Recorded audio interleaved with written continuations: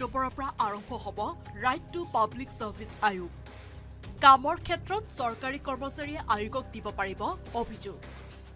দোষী প্ৰমাণিত হলে ভৰিব লাগিব জৰিমনা।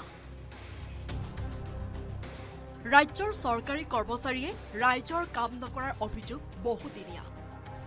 চৰকাৰী কৰ্মচাৰীৰ অৱহেলাৰ বাবে টেবুলে টেবুলে ঘূৰিবলগীয়া হয় সাধাৰণ লোক, অথবা কাম কৰাৰ বাবদ কৰ্মচাৰীয়ে দাবী কৰে ধন। তেনেসমূহ অভিযোগ নিষ্পত্তি কৰাৰ বাবে এইবাৰ মুখ্যমন্ত্ৰী ডক্টৰ হিমন্ত বিশ্ব শৰ্মাই গ্ৰহণ কৰিছে বিশেষ পদক্ষেপ। সেই উদ্দেশ্যে 2 অক্টোবৰৰ পৰা ৰাজ্যত মুকলি কৰা হ'ব ৰাইট টু পাব্লিক সাৰ্ভিস আয়োগ। এই আয়োগৰ অধীনত ভুক্তভোগীয়ে চৰকাৰী কৰ্মচাৰীৰ বিৰুদ্ধে দাখিল কৰিব পাৰিব অভিযোগ। চৰকাৰী কৰ্মচাৰীৰ গাফিলতি অথবা অন্য অভিযোগ সঁচা হিচাপে প্ৰমাণিত হলে ভৰিব লাগিব জৰিমনা। যে অহা 2 অক্টোবৰ তাৰিখে আমি ৰাইট টু পাব্লিক সাৰ্ভিস চৰকাৰী সেৱাৰ অধিকাৰ এই আয়োগখনক আমি আনুষ্ঠানিকভাৱে আৰম্ভ কৰিম। যিসকল ৰাইজৰ কাম চৰকাৰী কাৰ্যালয়ত নহব তেওঁলোকে ৰাইট টু পাব্লিক সাৰ্ভিস কমিশনক উজৰ আপত্তি দিব পাৰিব আৰু তেওঁলোকৰ উজৰ আপত্তি সত্য প্ৰমাণিত হলে চৰকাৰী কৰ্মচাৰীসকলক আমি জৰিমনা বিহাৰ ব্যৱস্থাও এই আইনত আমি ধৰি ৰাখিছো। লগতে মুখ্যমন্ত্ৰীয়ে নতুনকৈ নিযুক্তি লাভ কৰা 1 লাখ চাকৰিয়ালে নতুন কৰ্মসংস্কৃতি পৰম্পৰা কঢ়িয়াই অনাৰ বাবে স্বাধীনতা দিৱসত জনালে আহ্বান। জ্যেষ্ঠসকলক কামৰ ক্ষেত্ৰত কনিষ্ঠসকলক মাৰ্গদৰ্শন কৰিবলৈ প্ৰকাশ কৰে মুখ্যমন্ত্ৰীয়ে। মই আশা কৰিম আমাৰ চৰকাৰত নতুনকৈ নিযুক্তি হোৱা 1 লাখ কৰ্মচাৰীয়ে কৰ্ম সংস্কৃতিৰ এক নতুন প্ৰাণেৰে অসমৰ চৰকাৰী কাৰ্যালয়সমূহলৈ এক নতুন কৰ্ম সংস্কৃতিৰ পৰম্পৰা কঢ়িয়াই আনিব। জ্যেষ্ঠ কৰ্মচাৰীৰ আশীৰ্বাদেৰে কনিষ্ঠসকলে হাতে হাত ধৰি দুখীয়া আৰু দৰিদ্ৰ ৰাইজৰ সাৰথী হৈ থিয় দিব।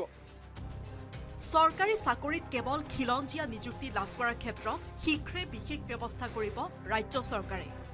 PRCৰ সলনি ষ্টেট ডমিচাইল পলিচি অনাৰ সিদ্ধান্ত মুখ্যমন্ত্ৰীৰ। শ্ৰদ্ধাৰ ৰাইজ, অসমৰ চৰকাৰী চাকৰি যাতে অসমৰ মাটি আৰু পানীৰ লগত সংযোজিত থকা লোকেহে যাতে লাভ কৰে, সেইবাবে অহা কেইটামান দিনত আমি ষ্টেট ডমিচাইল পলিচি আমি নিৰ্মাণ কৰাৰ বাবে সিদ্ধান্ত গ্ৰহণ কৰিছো। মুখ্যমন্ত্ৰীৰ এই স্থিতি লোৱাৰ পিছত চৰকাৰী কৰ্মচাৰীসকলে কিভাৱে গ্ৰহণ কৰি নিজৰ কামসমূহ কিভাৱে সম্পাদন কৰে সেয়া হ'ব লক্ষণীয়।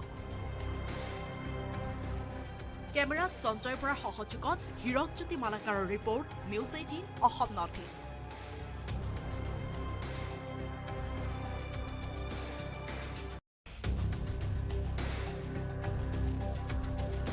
ৰাজ্যত 2 অক্টোবৰৰ পৰা আৰম্ভ হ'ব ৰাইট টু পাব্লিক সাৰ্ভিস আয়োগ।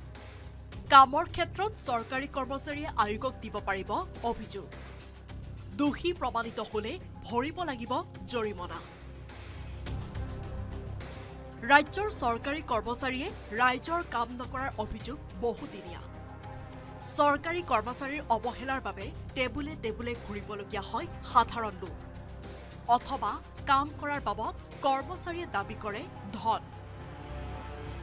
তেনেসমূহ অভিযোগ নিষ্পত্তি কৰাৰ বাবে এইবাৰ মুখ্যমন্ত্ৰী ডক্টৰ হিমন্ত বিশ্ব শৰ্মাই গ্ৰহণ কৰিছে বিশেষ পদক্ষেপ।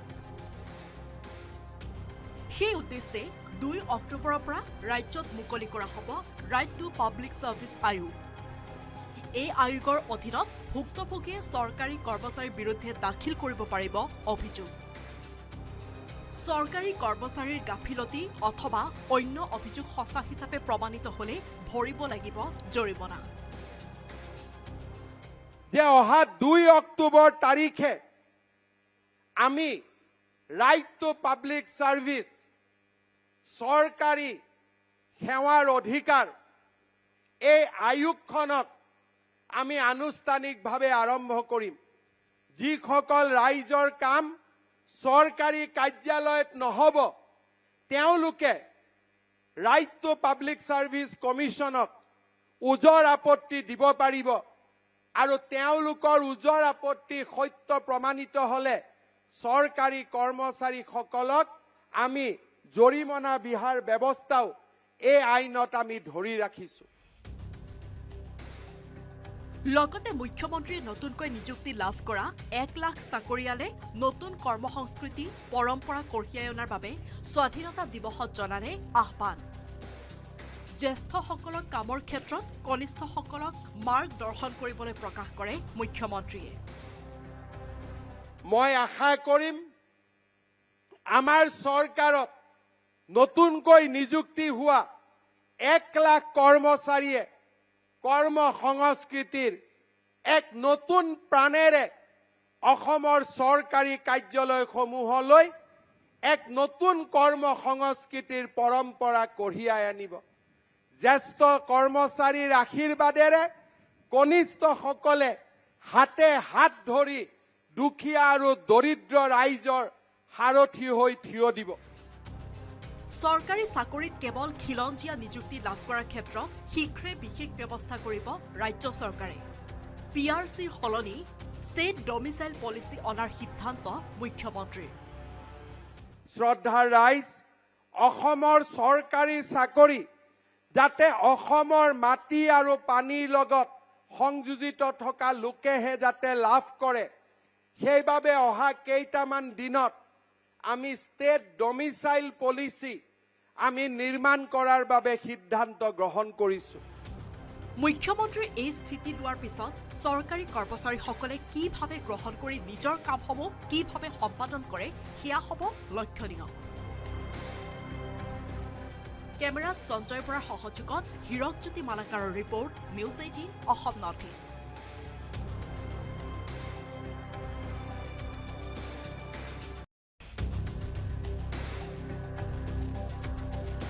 ৰাজ্যত 2 অক্টোবৰৰ পৰা আৰম্ভ হ'ব ৰাইট টু পাব্লিক চাৰ্ভিচ আয়োগ। কামৰ ক্ষেত্ৰত চৰকাৰী কৰ্মচাৰীয়ে আয়োগক দিব পাৰিব অভিযোগ।